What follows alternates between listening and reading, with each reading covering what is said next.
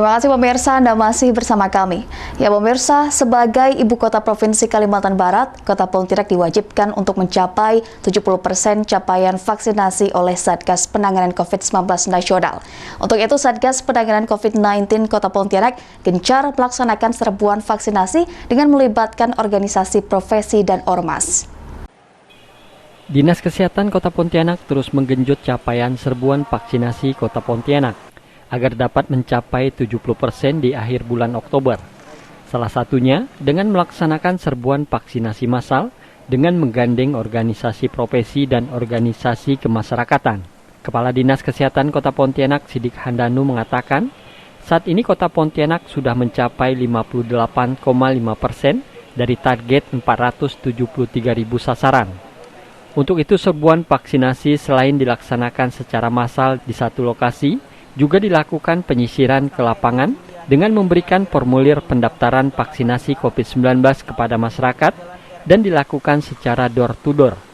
Untuk Kota Pontianak pada hari kemarin ya, hari 12 Oktober 2021 sudah mencapai 58,5% dari target 473.000 ya. Target kita Pontianak sebagai ibu kota provinsi di akhir bulan Oktober itu V1-nya harus mencapai 70%. Oleh karena itu kita memang bekerja keras ya dalam 2 minggu terakhir ini ya untuk mencapai kurang lebih angka 10% itu. Handanu menambahkan selama ini ditemukan ada masyarakat yang tidak sempat untuk mendatangi lokasi vaksinasi massal, sehingga merasa terbantu untuk proses administrasinya. Dari Pontianak, Barlian Pasore iNews melaporkan. Pemantauan proses pembelajaran tatap muka atau PTM saat ini terus dilakukan oleh Dinas Kesehatan Kota Pontianak dengan melakukan testing dan tracing kepada guru dan siswa dengan mengambil sampel 10 sekolah. Dari hasil swab ditemukan ada sejumlah guru terpapar virus COVID-19. Guru yang terpapar COVID saat ini sedang jalani isolasi mandiri sehingga masih memungkinkan dilakukan pembelajaran tatap muka di sekolah. Kemacetan kini mulai merambah Kabupaten Kuburaya, salah satunya wilayah yang terdekat dengan Kota Pontianak. Banyaknya sentra pergudangan di kawasan Jalan Trans Kalimantan dan Mayor Alianyang tak ayal membuat kendaraan besar bebas berlalu lalang di setiap saat. Alhasil kemacetan di simpang Desa Kapur dan persimpangan lampu lalu lintas di Jalan Adi Sucipto tak terelakkan. Kemacetan ini diakui oleh Kepala Dinas Perhubungan Kabupaten Kuburaya, Odang Prasetyo. Ia menjelaskan jika Dishub dan pihak terkait kerap melakukan rapat koordinasi guna mencari penyelesaian kemacetan.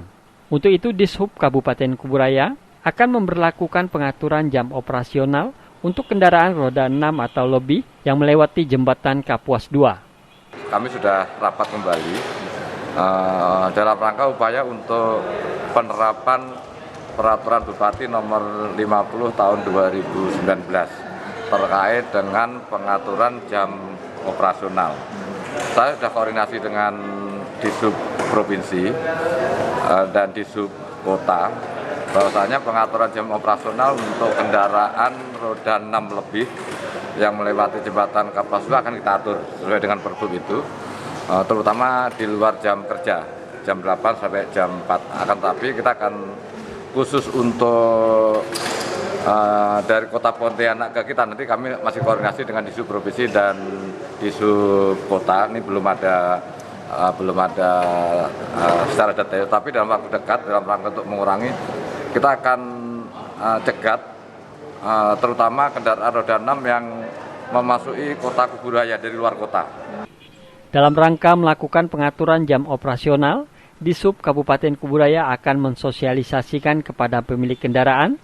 Selain itu, jam operasional kendaraan besar juga masuk dalam Peraturan Bupati nomor 50 tahun 2019. Dari Kuburaya, Faisal Abu Bakar iNews melaporkan. Sementara itu, untuk menanamkan jiwa seni lukis kepada anak-anak sejak dini, puluhan siswa sekolah dasar di Pontianak mengikuti lomba lukis. Karya lukis siswa yang mendapati nilai terbaik nantinya akan dipamerkan di Museum Basuki Abdullah, Jakarta. Tak ubahnya seorang pelukis handal, Sebanyak 50 pelajar sekolah dasar di Pontianak, Kalimantan Barat beradu kreativitas menggambar di atas kanvas di Museum Kalimantan Barat Rabu siang. Untuk menimbulkan kreativitas anak, panitia memberikan kebebasan kepada peserta untuk melukis dengan tema bebas di atas kanvas. Pihak penyelenggara menyatakan, acara lomba lukis ini bertujuan untuk menggali minat seni lukis kepada anak sejak dini, yang diharapkan anak-anak dapat menjadi pelukis handal di tengah minimnya seniman lukis saat ini. Bagi pemenang, selain mendapatkan hadiah dari panitia, 5 karya seni lukis terbaik pada siswa SD ini akan dipamerkan di Museum Lukis Basuki Abdullah, Jakarta. Untuk menumbuh kembangkan bakat anak-anak di bidang seni lukis. Jadi kita kan olah rasa, olah karya, olahraga. Nah, olahraganya kan tangan, begitu. Jadi anak-anak jangan aktif dengan gadget. Nah, tangannya juga harus aktif untuk mengembangkan potensi-potensi yang ada dalam dirinya. Nah, tahun ini kami ngambil tema tentang sosial kemanusiaan. Peserta lomba lukis mengaku senang dengan adanya acara ini.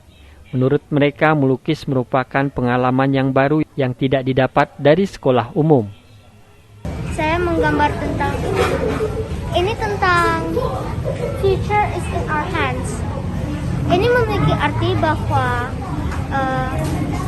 masa depan kita ada di dalam tangan kita. Asik nggak ikut kegiatan seperti ini?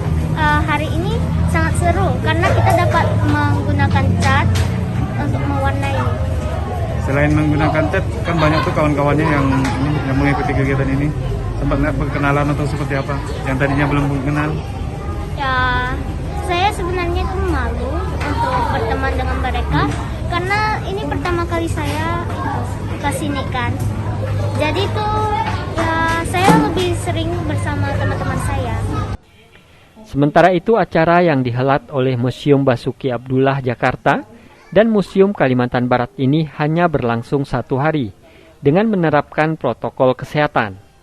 Dari Pontianak, Uun Yuniar, iNews melaporkan. Presenter iNews Pontianak Fitri Mayasari atau Maya mengakhiri masa lajang akan hadir sesaat lagi, tetaplah di iNews Kalimantan Barat.